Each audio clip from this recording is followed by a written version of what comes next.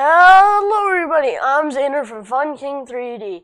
Welcome to this week's episode of Xander's Thing Thursday.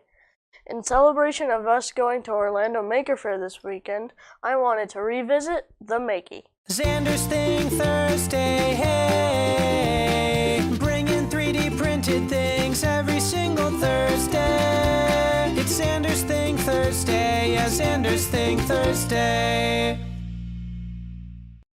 Real quick, if you haven't done it already, I'd like for you to hit that subscribe button. I originally did this model way back in episode 11. This week, I printed a printy. No, I makeyed a makey. And I decided to revisit it because we're going to set up tomorrow at Orlando Maker Faire.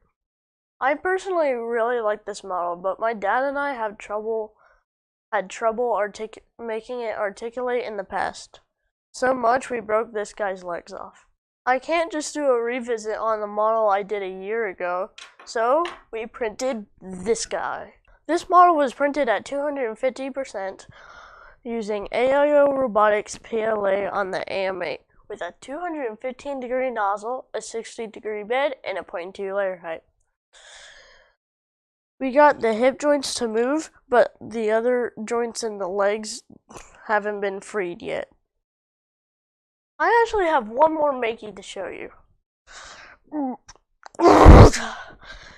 It's this one right here. And if you come see us at Orlando Maker Faire, you'll get one of these while supplies last. No purchase necessary. Batteries not included. Thank you for tuning in to this week's episode of Xander's Thing Thursday. If you like what I'm doing, please subscribe and ring the bell for notifications. A thumbs up is always appreciated as well. Until next week, as always, print on.